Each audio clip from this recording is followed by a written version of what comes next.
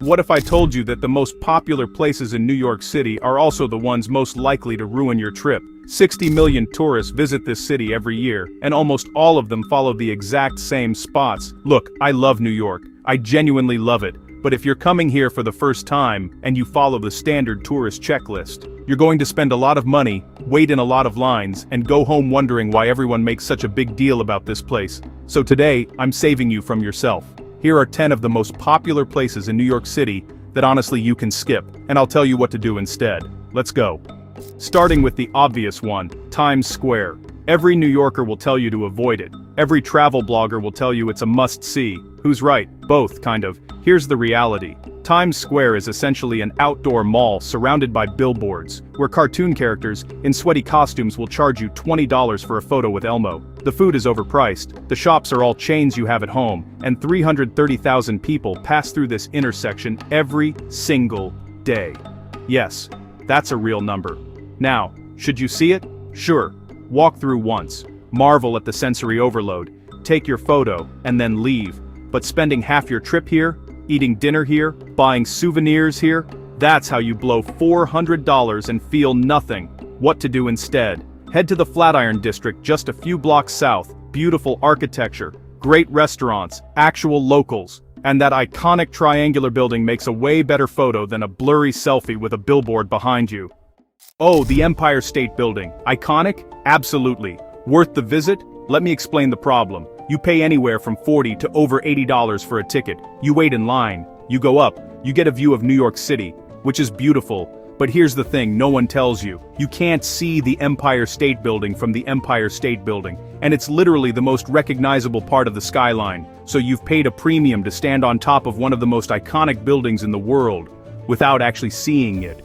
What to do instead? Go to the top of the Rock at Rockefeller Center. The views are comparable, the lines are shorter, the tickets are slightly cheaper, and you get an unobstructed view of the Empire State Building in all its glory.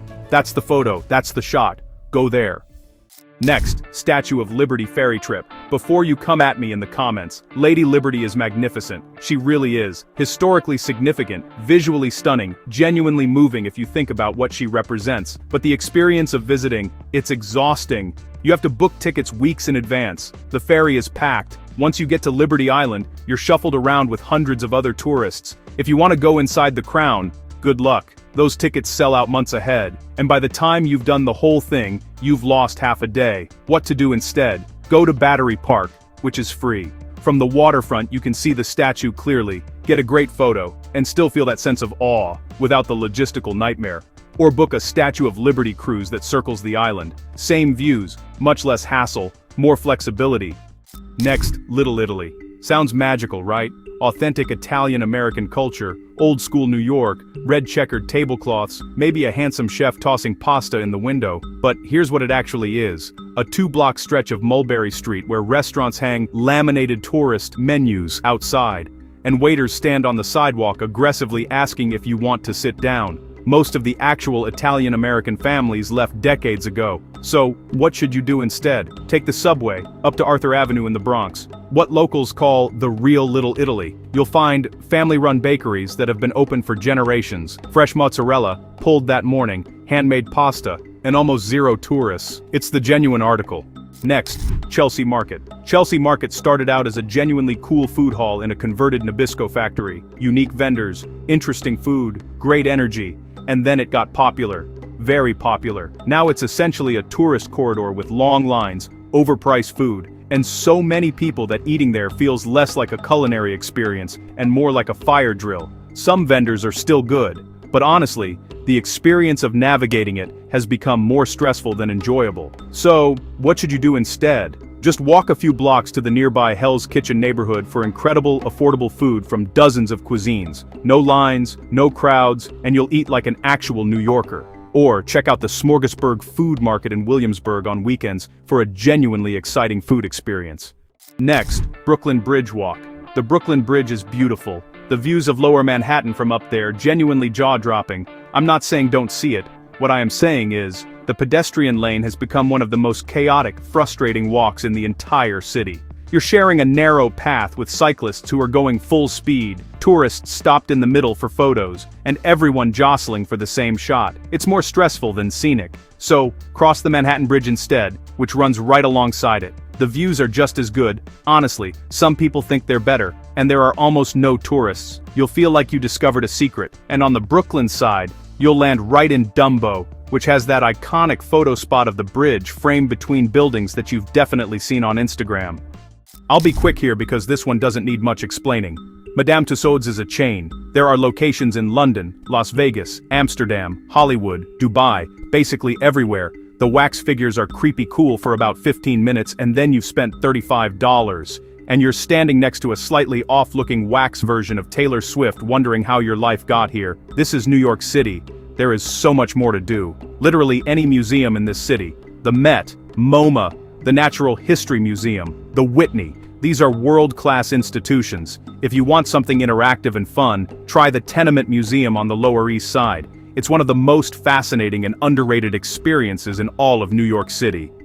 Every December, millions of people see photos of ice skaters gliding under the famous Christmas tree at Rockefeller Center and add it to their bucket list. It looks magical, really magical. But here's what they don't tell you. The rink holds about 150 people at a time. You're paying $25 to $35 just to get on the ice, another $12 for skate rental, and you're skating in a tight oval while hundreds of tourists watch you from the railings above. It's honestly one of the most watched, least spacious skating experiences you can have. What to do instead? Bryant Park's Winter Village has a free outdoor ice rink.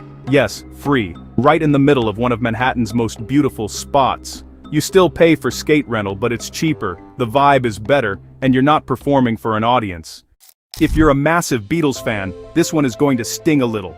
But I have to be honest, the Strawberry Fields Memorial in Central Park is, at its core, a circular mosaic on the ground that says, "Imagine." That's it. It's lovely.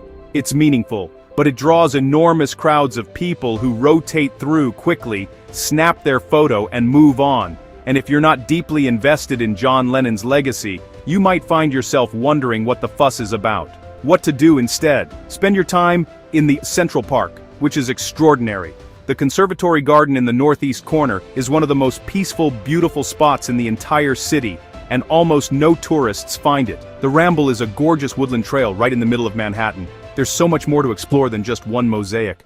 This last one isn't a single place, it's a phenomenon, and honestly, it might be the biggest trap of all. Every tourist arrives in New York with a list: Katz's Deli for a pastrami sandwich, Magnolia Bakery for a banana pudding or cupcake, maybe Shake Shack, which by the way, you probably have near you at home. These places are famous because they're famous. They showed up in movies, they went viral on TikTok, and now there are hour-long lines of people waiting for food that is good. Not life-changing, just good.